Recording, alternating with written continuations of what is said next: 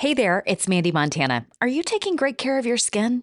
You know I use great products. I take my vitamins and I drink plenty of water, but I could be better about applying sunscreen daily and making sure my skin is protected against premature aging. What about you? Well, I've got great news. I have a solution. It's the new Premium Diamond Glow Treatment at Hand & Stone Massage and Facial Spa in Tyler. I love it. I went recently and it exfoliates and hydrates your skin at the same time. Amazing, right?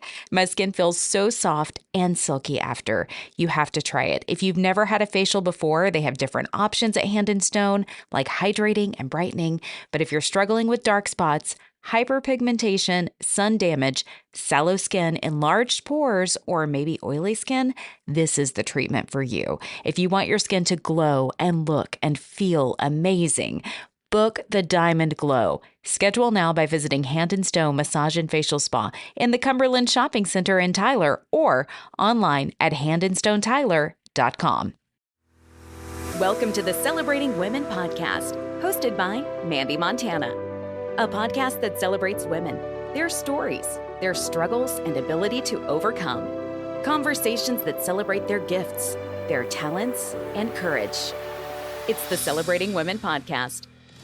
Presented by Hand & Stone Massage and Facial Spa in Tyler, Texas. With over 20 massage therapists and 6 estheticians, certified and trained in multiple protocols, you can get an affordable massage or facial located right here in the East Texas area.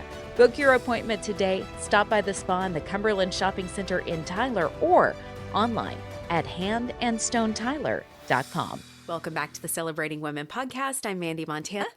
And I'm Ashley Fisher. Yay, she's back. Yay, it's been too long. It's been too long. I've missed you, friend. I have missed you too. I know you've been incredibly busy, lots of growth this year, lots of things going on, but I'm so thankful you made time for me this morning. Always. I know. Always come hang out in our cold studio. It's changed a little bit. I sort of moved in. I love it. I like knowing whenever I walk up, I'm like, oh, Mandy's been here. I feel the same way whenever I see like a new backdrop on the portrait side or when you've been decorating for Christmas. It's so beautiful in there. Aw, thanks. I enjoy it. And then we had so much fun the other day. We were both up here doing different things. I was working on the second podcast, the Unknown Morning Show, and you were making Christmas portraits of families. And there was so much activity in this little space, and it just brought me so much joy. It really is. It was buzzing with sweet little babies coming up all dressed up. I'd hear you guys burst out in laughter. It was just, I still sit back and marvel like, wow, we have a studio. And people were asking, what's in that room now? And I'm like, it's been a podcast room. Wow. Yeah. There's this little legal pad sheet of paper taped to the door with recording in progress scribbled on it in Mandy's hand. Yes, because typically my clients are not really rambunctious, but every now and then I'll poke my head in the door and be like, sorry. That one was loud. Oh, they're totally fine. It's fun. It's meant to be a fun time, an exciting time. And so I just had so much joy in my heart knowing that you and I are both doing things that we loved in this little space that you created. That was your intention for this space when you first started, for you to work in it, but to have other people work in it too. Yeah. And I think it evolved into something different than you originally thought. But yeah, that's just life. I feel like we all start with our ideas of what things are going to be. And then you turn around and you're like, that's not what I thought, but it's always better. Loved just hearing you guys talk and laugh and all of that. Like, how is that podcast going? Are you enjoying that? It's fun. It tickles a different part of my brain. My radio mentor, Chuck McKinley, that I worked with when I was in my early 20s for about 5 or 6 years, and we went different directions, and then we worked together again for about 2 years, a little bit later when I was off the air for a minute and while I was at the Blaze. Okay. And so throughout all that time, though, I guess since 2005, so almost 20 years, he and I have been friends. That's amazing. Like, y'all would just go get coffee every now and then, right? Yeah. About once a month, we'd go to lunch or get coffee and catch up on life. I love that. And he's about the same age as my mom. When I was in my 20s, I jokingly referred to him as my radio dad because I would confide in him or ask for advice, and he would, mentor me about life as well as, radio stuff. Yeah.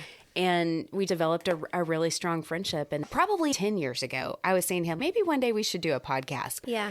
And then it was, this happened with you and I finally understood the logistics enough to say, okay, now you and I can figure out a topic and we can do this. So what we've been doing is interviewing our radio and TV friends. I love that. And it's kind of like a peek behind the curtain. Some of them are still in the business. Some of them have moved on to other things. And it's been fun to catch up with everybody and reconnect. Yeah.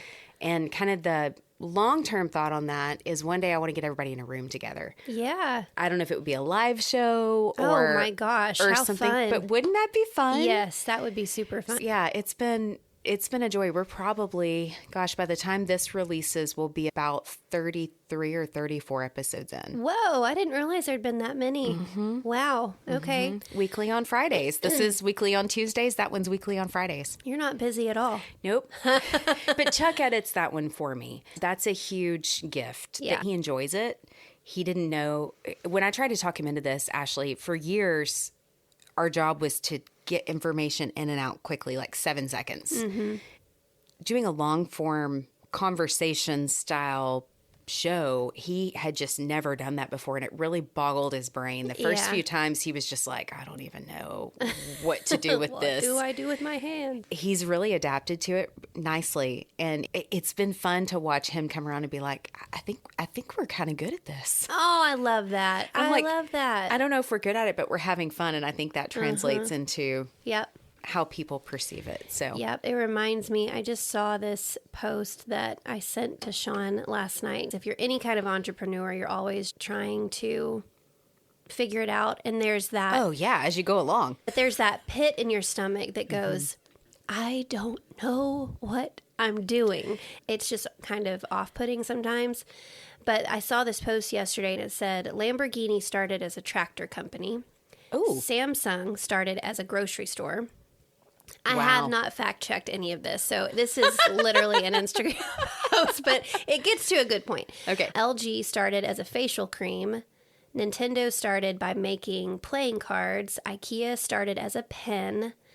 And then it says, nobody knows what the F they're doing when they start or where the hell they're going. The most successful people just keep trying shit, and they never stop. I love that. So it says, it's very colorful in its language, but it says, so just effing start. You'll figure the rest out later. I think that's really good advice. You just start. Like, that's what I did. It was fun. I got to write a little synopsis of how my photography business started for Small Business Saturday this last week. That business started on a whim, just an absolute, I don't know what I'm doing, but I'll try that. Right. And then it's grown into this beautiful thing. And it was just, I just started. And then so many families keep coming back to you. I feel like you posted about it recently, but I know I've witnessed it in the time that I've known you. You get to photograph newborns, and then you're photographing these children throughout their lives, through their family portraits. It's so beautiful. I was all in my feels this year because all these kiddos grew leaps and bounds, and some of them I have been capturing since newborns or shortly after. I'm like, how did every single one of them? I'm like, but how are you so tall? And they just look at me. Oh, this was so sweet. One of my clients messaged me the other day. It was that sweet family. They have 6 kiddos. And she messaged me that when they went back to school, they had to write down what was something you did fun over the Thanksgiving break. And his thing was, I got to go see Ashley and her camera and the blue couch. Aww. And I'm like, oh, sweet. Melt my heart. I've loved watching you. I mean, how long have we been friends? Like 14 or 15? So like what, 6, 7 years? Yeah. I'm bad at 2014, that'd be 10 years. So 9 to 10 years. It's been so fun to watch your business evolve because you were pretty active at that time, but you were kind of just getting your feet underneath you when I met. my name. Yeah, you were making your name. You were making a little bit of money at that time, but you weren't necessarily fully established. Right. And it's been so fun just to watch you grow. Whenever I meet people, and when they come up here for the podcast, it's fun because they're always like, what's going on in that room over there? It's the opposite that you have. And I'm like, well, this is Ashley's studio. She's kind enough to let me use it. And I was like, come look at what she's got set up for Christmas. And she makes the most beautiful family portraits, and she does headshots. Who was it? Melanie Thomas was here. She's a licensed professional counselor with For the Silent. Oh, awesome. You've got to check out that episode. It's on holiday stress. It's her tips for dealing with family because why family's not stressful. No, but I'm not just at all. kidding. Not at all. But also like not allowing yourself to get overwhelmed. Like if you're Yeah. inviting people into your home, maybe delegate some things, have a Yes. conversation ahead of time about how much you're spending, or if Yep. you're going to like all of that good That's stuff. good. Yeah, it was such a good conversation. But she came up here and she was like, "What's going on?" And she's just this vibrant, fun person who wants to know, curious, wants to know about everything. And I was like, "You should really come see Ashley if you need a headshot." I love headshots so much. I really do. Can you just put them on a white wall and take their pictures? Sure, I can do that. But when we can really take our time to capture personality and gifting, I love it so much. I know a lot of really talented photographers, right? But some people are just better suited for certain people. Yes. And I had this whole big heart bursting moment of like, oh my gosh, this would be such a fun pairing. That's awesome. Thank you. I appreciate that. You're welcome. I know we've been kind of all over the place today. One of the things that I wanted to talk with you about is this is the end of the year and a lot of change has happened. We've documented some of the changes that we've both been going through since we started this podcast back in March of 23. Yeah. I feel like we've both been pretty open that, you know, our lives can be messy at times and we're just trying to find our way through it like we are with business. What are some of the big changes that you've seen in 24 aside from kind of stepping away from this? Yeah. Like what all's been going on with the latter half of the year? Oh, well, you know, as hard as that decision was, I think that it was right just because I'm just kind of coming to terms with realizing that, you know, this time last year, half of my face wasn't working. The Bell's palsy. Yeah. I was thinking about that the other day. And you look so beautiful and fresh thanks. today. You don't look stressed and half frozen. I really, I am learning to really lay down some boundaries when it comes to my time. I am nowhere near where I need to be. But for years around this time of year, it's always my busiest time. And I made my schedule an absolute free-for-all because I want everybody to be able to get their photos done because I know that it's important and it's important to me too. But what that meant was shooting 6 days out of the week for months on end during this part of the year. And really what that did was it takes me away from my kids and it wore my tail out. So this year I just said, you know what, even if it means having to say no or turn someone away as much as it absolutely galls me to do, I'm going to, here's my schedule. These are the days that I'm available and I'm going to let everybody else make it work. And it worked. It worked. That does not surprise me at all. I think setting those boundaries is so healthy. I have another friend that's been on the podcast, Sammy, with Gypsy Glow Spray Tanning, did the same thing when she was early on trying to make her name and develop a client base. Yeah. She did mobile tans and she would drive anywhere, pop up that tent, tell you And to listen, undress and spray you. At the beginning, you do that. You absolutely grind it out. And then I think, though, there comes a point where nobody is going to tap you on the shoulder and go, hey, you don't actually need to do that anymore, you know, until your face falls off. But she's got healthy boundaries for herself now. And I'm still learning that. I mean, I'm not great at it. I told Bradley when I made my schedule for the holidays, please hold me accountable because good. what will happen is someone will say, I didn't see anything. Could you possibly, you know, and I did that a little bit, but it was still at the end of the day, leaps and bounds better than it has been in years. Well, past. and I felt like Lipedema Mamas has done really well this year. It's doing really well. In our first year, you know, we hit 100,000 listens. In just 6 months after that, we were already up to 200,000. Oh, Ashley, congratulations. That's Thank incredible. you. So I'm not sure where we are right this second. I was looking yesterday at our end of year, Spotify, and we had 128% growth. It's a lot of work, but the payoff is just getting to help this community of women that feels so neglected and desperate for information, support, education, some inspiration. Somebody tell me that this is going to be okay. Yeah. We started an online community called The Circle, and that has been really cool. We meet once a week, and it's really the intention, talking about things, you know, how you think they're going to be versus how they turn out. The intention was for Q&A because we get asked the same questions constantly, but it's turned into a support group. These ladies are just so wonderful. I'll start the meeting like, okay, how's everybody doing? And everybody just starts talking, and they have the most thoughtful questions. Some have figured out that they live close to one another, so they've met for coffee. It's just really cool. We've got some other things that we're thinking about doing, but it's just been really, really cool and unexpected still. Still going, really? Really? I know, because if somebody just stumbled across this for the first time and they haven't been following your journey, just give me a quick synopsis of how this started for you, because you know how it feels. You were looking for answers and frustrated and maybe not desperate, but pretty uncomfortable. So I, back in 2023, was diagnosed with something called lipedema. It's a connective tissue disorder.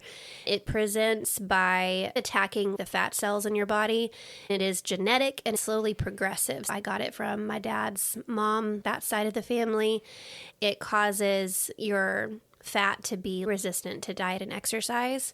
Your fat tissue is not like normal fat tissue. It becomes very fibrous, very dense, and causes pain, causes unexplained bruising, causes this sense of heaviness in your limbs. I would be walking around at 160 pounds and I felt like I weighed 500. It just constantly felt like I was trudging through mud all the time.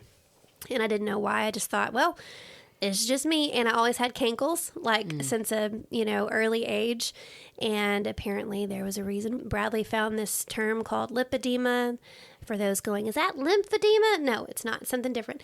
And went down this whole journey of getting diagnosed, of having surgeries to remove almost 13 liters of that fibrous diseased tissue. And in the middle of all of that, started an Instagram page and then started a podcast and helping all of these sweet, sweet ladies that often go, it is not rare, but it is very underdiagnosed. That was just about to ask you that question, because I feel like and it does sound so much like lymphedema, which I'm obviously not a medical expert, but that has to do with the lymphatic system. Yep. Which is different than lipedema, which just has to do with fatty. It does. Fat. Lipedema has a lot to do with the lymphatic system in that the tissue impedes the lymphatic system. Part of the reason why lipedema ladies have so much swelling is because that tissue becomes like a cage around those deeper lymph vessels, so that, normal people, when they walk, it gets your lymph flowing, and so it takes the trash out of your body, it gets swelling out. But when you've got this cage of fibrous tissue around that, and your movement can't get to those deeper lymph vessels, it causes a host of issues. Lymphedema on its own also typically is asymmetric, it'll be on one leg or one arm. Lipedema affects both legs, and in later stages, both arms. Wow. So that was a really great description of that. How long has it been since you've had surgery? A year and a half. Has it been that since long? my last two? Because it was summer. I've been saying for 6 months that it's been a year, and I counted the other day. I was like, whoa, it's been a year and a half. Well, you look amazing, and you look like you feel better. I feel so much better. And, really just in the last few months, finally feeling recovered enough to get back in the gym and do some strength training. It has been a year of progress. I'm glad you're doing strength training. It's so important. And I've been doing it for close to a year now, and I love it so much. I've been walking in addition to that, and I added walking with a weighted vest. Oh, how is that? I want to try it. I really like it. Yeah? I got the lightest vest. It's just 8 pounds. And so it's pretty comfortable. Yeah. Have you ever worn ankle weights? Yeah.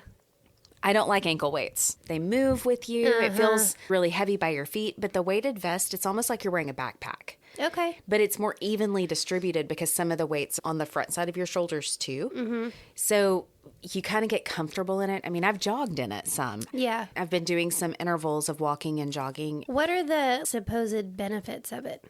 So it's adding some additional intensity. It's like if you think about HIIT training, which I think is high intensity interval training, right? Yeah. So if you're walking with it, it's just adding another layer of strength training for your body. Gotcha. It's adding some intensity. And if you're walking for a long period of time, then you're adding endurance training. Okay. So it's strengthening your muscles, but it's Dr. Mary Claire Haver is a menopause expert, and she is who I've been watching and why I decided to do it. I don't know if I've talked about this on the podcast with you yet. I'm in full-on perimenopause. I've been on this health journey for so many years, but the last couple years, I did not feel like myself at all. And I was like, why do I not have the same level of productivity, drive, ambition? It's been really unsettling, Ashley. And to finally get an answer, to go do a hormone panel and realize that things were out of whack. Yeah. And I need it's everything. It gave me a chance to really go, okay, so I'm not crazy. Exactly. And it will make you I felt crazy. It will. When your hormones are out of whack, it just will. And I'm so thankful that there are so many influential women now talking about it because it offers space to be heard. Yep. And I'm hoping it's making it a little bit more palatable for men to go, oh, she's not just crazy. That they're understanding that it is a health journey. So I've been working on it. When you're in perimenopause, before menopause, things fluctuate all the time. So it's hard to have one answer. Right. And everybody's body's different. So the things that I'm doing may not be the things that you would do, but I'm finding there are some through lines. I'm almost a year into that, and I'm starting to feel like myself again. I'm starting to set goals and actually work towards them, which feels like Mandee again, because for a couple years there, I would write down a goal and then I'd be like, I know. And you're like, I'm going to go read a book. Who am I? Who is this person? This is not me. Yeah. Yeah. Well, and this time of our lives is so strange because in my head, I'm still somewhere 26, 28, but I'm not. I'm 36. And with hormones and then talking about working out, Bradley and I have been talking about before 35, you work out to be fit. After 35, you work out so you don't get hurt.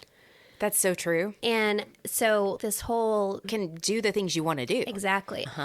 The strength training thing, there are days where the last thing I want to do is go into that gym. I also, over this last year, watched my mom endure a lot of really yucky injuries with her back. Thankfully, coming out of 2024, she's doing well. But watching her, I'm going, the strength training thing is going to have to be a staple. It has to be something that you do and keep up with all the time. When you can strengthen the muscles around your bones, it protects them. I had a similar experience last fall. My mother-in-law fell, hit her head. It was touch and go, scary for a minute. She's fine now, but she struggles with some mobility issues now. And if she does fall, it's hard for her to get back up because she doesn't have that strength. And it really just made me very aware of, I need to continue this process, just like you said, so that if I fall down, I can pick myself back up. Bradley was telling me he was talking with this 75-year-old patient who has severe osteoporosis. She's so sweet. She's like, okay, what are we going to do to fix this? And he said, well, when you're that severe, it's more of strengthening so it doesn't get worse. Maybe it'll get a little bit better. He was explaining how he was telling her, or he'll tell his patients, strength training is huge. And I asked him, how does strength training help your bones? I get that it helps your muscles. He's like, well, the pressure over time strengthens your bones. And I'm like, oh, because I don't want my kids to have to worry about mom falling. Right. I don't. I remember watching, my stepmother's a little bit older. She's old enough to be my grandmother. Okay. And when I was in high school, she started strength training for that exact reason, was her doctor had identified osteoporosis. And so we had a gym weight machine in the garage, and I was doing powerlifting in high school. So I was out there, she was out there, my dad would sometimes. It was kind of a family thing. And my dad served in the military. He was a Marine. It's always encouraged me to be physically active. There were times when I resisted it, especially in middle and high school. But now I'm so grateful for those foundations because there are so many places I want to go, things I want to do. So if I want to go climb a mountain at 65, I want to be physically able. Yes. I know what it feels like to have a want to and your body tell you no. When I was 31, 32, I've told the story where Bradley and I went to Vegas and we spent that whole first day. We walked through so many hotels. Like, that's my favorite thing to do. Oh, they're beautiful. Yeah. And by the end of the day, I could not. What we wanted to do at the end of the day was go rest, and then we wanted to go look at the fountains because we were right across the street From the Bellagio. Yeah. And I sat down to rest, and I could not get up. When I did get myself up, I couldn't walk. I was limping. I was hunched over. I was in so much pain. Oh, Ashley. I was thinking, am I this out of shape? What's the deal? To be confusing for you. It was. There was a lot of shame because I thought, I guess this is what, 32? I guess I haven't done enough. I haven't worked out enough. I haven't eaten well enough. Like, the shame, which is what so many lymphedema patients deal with. Only 2 years later, figure out, no, baby, there was a bigger underlying reason. Yeah. Like, no, that's not normal, Right. You shouldn't feel that way at 31, 32. But knowing what that feels like to have such a strong desire, I want to go do that. And literally, it was across the street from our hotel. All we had to do was go down the elevator, cross the street, and go look. And I couldn't do it. Yeah. I just don't want to feel that way again, I do. And I know there's going to be things, but having this outlook of health and strength as opposed to skinny, at the end of the day, we're not going to care what we looked like so much as what we got to experience and who we got to experience it with. Yeah. The values are shifting. Getting older, more mature. It's a good thing, though. I mean, I think we all still want to feel beautiful and feel pretty. But, Absolutely. But it is secondary as we're aging, I think. There's definitely growth. Yeah. I feel it, too. I was looking at budgeting, thinking about 25 and where my money's going. I don't have children, so there's more flexibility for me to do things for myself. But I was looking at where my money goes, and the majority of my income... Eating out? No, it goes to taking care of my body. Wow. Physically. Okay. Whether it's paying for the gym. Yep. Or paying for supplements. Or groceries. Or getting my nails done. A lot of it goes into just taking care of me, looking and feeling a certain way. Yeah. I'm expensive. We bougie. A little bit. I didn't realize. What a worthy investment, though. That's the thing, too. It I is an think so. investment. Even the nails, it's an investment. Yeah. Because I could sit here and go, I've been getting my nails done every 3 weeks or so for the past 7 years, I think. It started as just, that just sounds good. Because my 2 boys were really little at the time. And then it became this thing where for an hour, I could go and somebody just took care of my fingertips. Yeah. And I have before thought, if I added up every single time I've done that, that would be like a small fortune. But you can't do that because what it gave back to me, I know what you it mean. refreshes you. And it's for some people sitting and getting their nails done. My mother-in-law hates it. She doesn't. But whatever that thing is, it's okay. I've been going to the same girl now for... Oh gosh, when did I start going? Maybe 3 years? And I go about the same frequency. It's about every 3 weeks. And we've become friends. It's become less about how my nails look, which I do. I have gratitude when I look at them. I've been admiring your nails this whole time, by the way. This I color love the color. is called fudge sickle. Because it looks like a wine color. A deep, deep red. It's really pretty. I really like it too. But when she said, "Oh, you should try fudge sickle," I was like, "That sounds brown." But then she was like, "It doesn't look like what it sounds." Yeah. And I was like, "Okay, well, let's try it." And I've worn it the last 2 times I've gone because I really like it. Thank you. I'm thinking I need to do that. Yeah, yours are really pretty too, though. I like that soft you. pink. Yeah, kind and of it's mauve. got that cat eye thing going on. They're a little lighter than I'd like. It's become about that relationship with her too. Now I've watched her.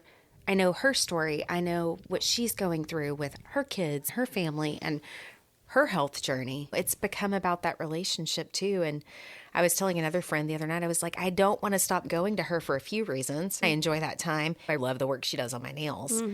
But also, I know I'm a regular client for her, and now I'm part of her business. If I stop going regularly, Right, yeah. that's her losing income. My friend's like, you can't think about it that way. And I was like, she's my friend. I do think about it that way. Yeah, but not you're a rarity, I think, in that regard. Not many people think of it that way. Probably not. But I do. Like my esthetician, same thing. I go to her regularly, once a month, sometimes more frequently. And so if I were to stop going, I've been going to her for 14 years, I think. Wow. Yeah.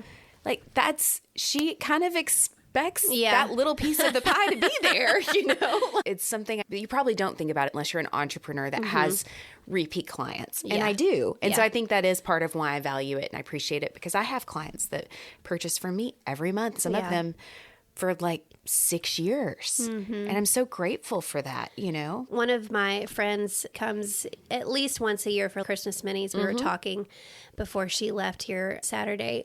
She was cracking me up because I'll have clients who will post photos from like back to school photos that were done with like another photographer.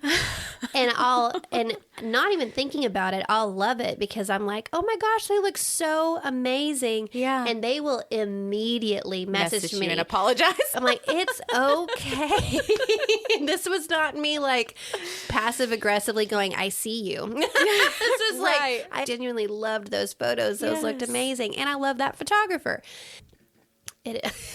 I have thought that sometimes when I've had clients stop purchasing from me and then they'll go do their own fitness thing. I'm so happy for them. Way to go. Yeah. I want they're getting results, whether it's with me or somebody else. Like, I want you to be happy. And then I wonder sometimes, like, do they think that was passive aggressive? I usually try to send them a quick message to you and just be like, hey, I'm super happy for you. I'm glad that you're getting results. Yeah. I'm cheering you on. Yeah. That's never going to change. It always makes me laugh, though. I'm like, it's okay. I don't take it personal because I know, especially this time of year, it's all about timing and people's budgets. If they're going to find a better deal over there, they may do that. Now, I have my diehards like, nah, girl, we're coming to you, which I appreciate. But anyway, it's all good. So I've been micro-learning things about AI, Excel, food. I tried overnight oats for the first time. Is it good? Yeah. I'd been seeing all these recipes, and my trainer had been telling me you need healthy carbs in the morning because your brain will function better and you'll have more stamina for when you lift. Yeah. But I've been like the no carb girl for 7 years. So I've been learning what I feel comfortable with and making healthier choices instead of having, like a sandwich with Sunbeam white bread. I eat quinoa and I'm having oats. Yeah. So that's been a mind scramble for me. I was going to say mind something else, but it's a scramble. Just a scramble. We won't make this an explicit episode. Yeah. I feel like I've been trying to process through some shifts like that. And also better understanding my body instead of just following one rote path. I think with the hormone changes, everything that I'm learning from these menopause doctors and influencers is I've been prioritizing protein for a long time. So I do that. I get about 100 to 120 grams a day, which is a lot of protein. A lot of protein. It's what my body needs. So I'm working on it, but also learning about fiber. Yes. Like I had not... Yep. I mean, that sounded so old and Metamucil and it's so ridiculous crucial. to me. Yeah. But I'm learning about it. And I use a fiber supplement, but I'm also trying to figure out what foods I enjoy. Yeah. That I can incorporate them into my diet too, where it's like a whole food and not so processed. Because I do eat some protein bars that are, it's processed, but it helps me get both of those things quickly. You should follow my friend Bonnie Newlin on Instagram. She's Crave Nourishment _ the Lippy RD. A lot of her stuff has to do with lipedema, but just in general, her nutrition and her understanding is phenomenal. She lost 150 pounds naturally, which is very hard to do when you have lipedema. But she did it. She did all the yo-yo dieting and all the things. And she finally just simply prioritized protein and fiber. Half of her plate was protein, half of her plate was fiber. And she lost all that weight. And in a fairly small amount of time.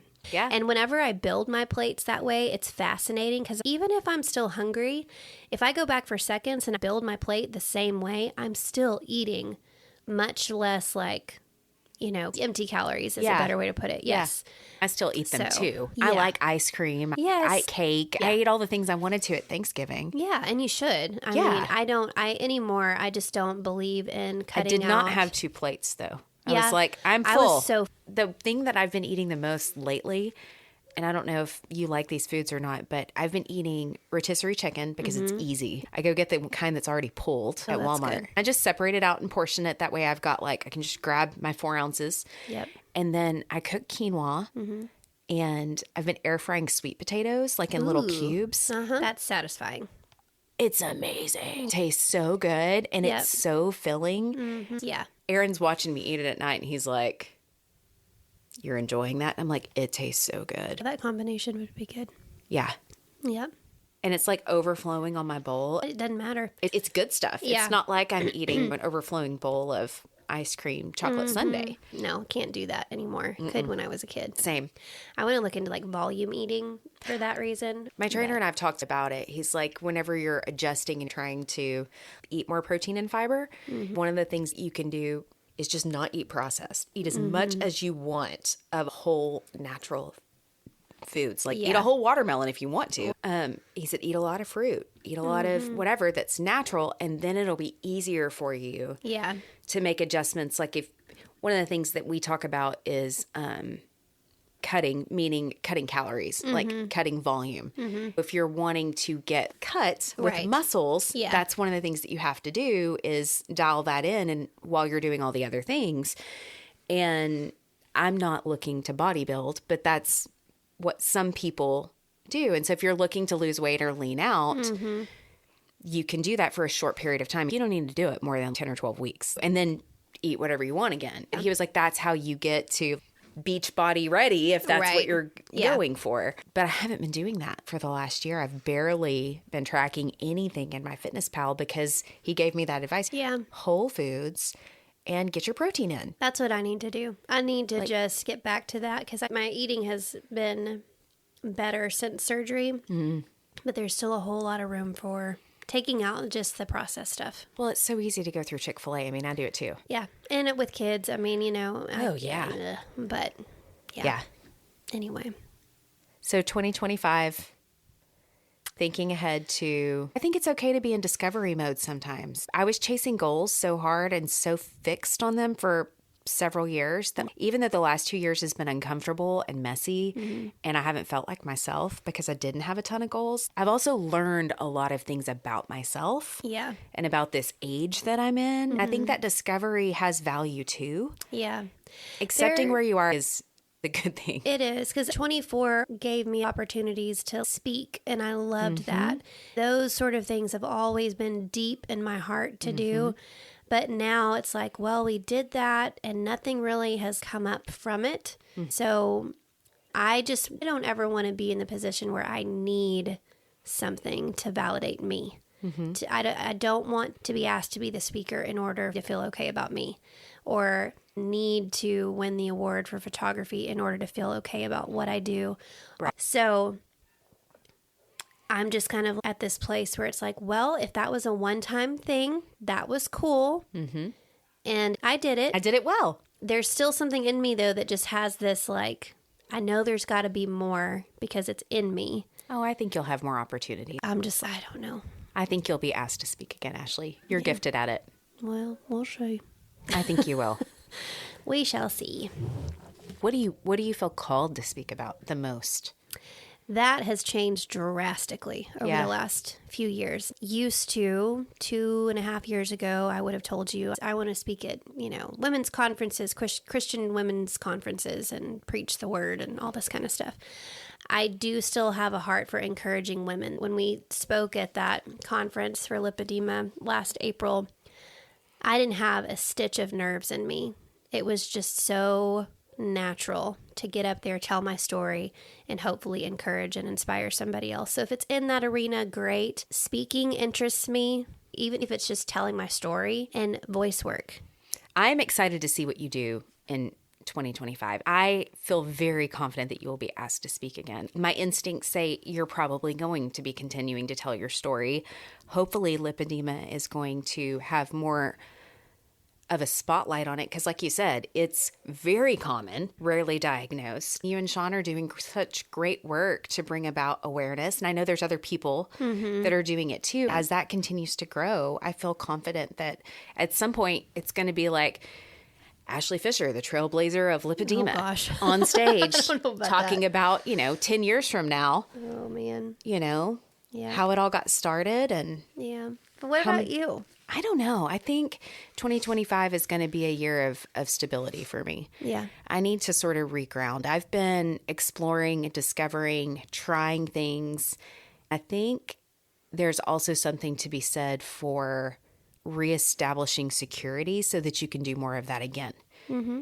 So that's sort of where I'm looking at potentially going back into work as an employee to start saving again and just have some additional sources of income. Yeah. Continuing to do this. Yeah. So there will be more hours to work, but my body's feeling strong enough again and my mind is getting stronger again to where I feel like I can do that. Yeah. And I thrive on work. Mm-hmm. So having some structure where I'm answering to somebody else and giving of my time and purpose to something else, I think is going to be fulfilling for me and make me want to do the other things more. Yeah, for sure. I've had a lot of pressure financially on the entrepreneurial projects. Having some of that pressure relieved, I think is going to help them have room to breathe. For sure. Yeah. And so for me in 2025, I'm probably going to be busier, but I think it's going to be good. I have a good feeling about it. If you can take the financial strain and the pressure off of something, it will thrive. That's how my photography business has done well. Thankfully, I never needed it to make a certain amount of money until maybe recent years. More kids and more, but in those beginning stages, it was just something that I just enjoyed doing. Bradley would be like, well, how many sessions do you think you can be like, stop.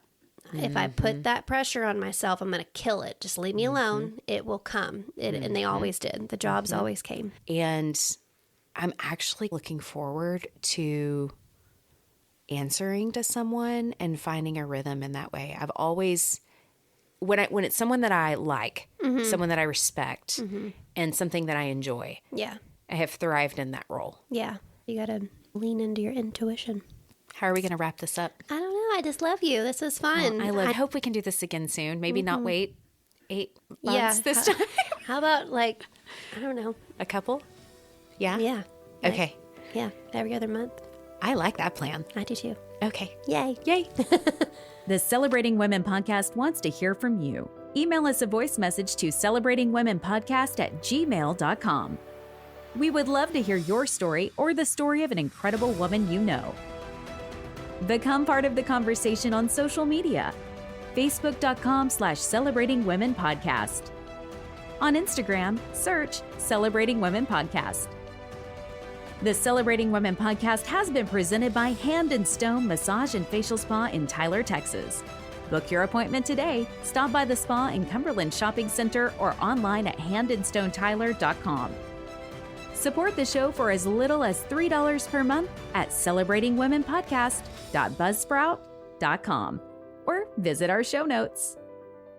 Thank you for listening, and don't forget to subscribe to the Celebrating Women Podcast.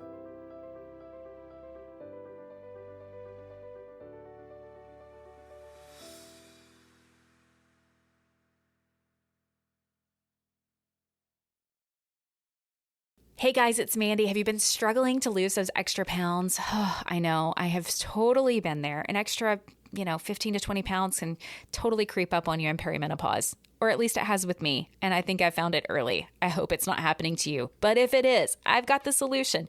You can lose up to 15 pounds in 8 days with an incredible product line that I found and I want to share with you. Get a custom product recommendation with a complimentary wellness screening in the show notes. Just click Zing with Mandee.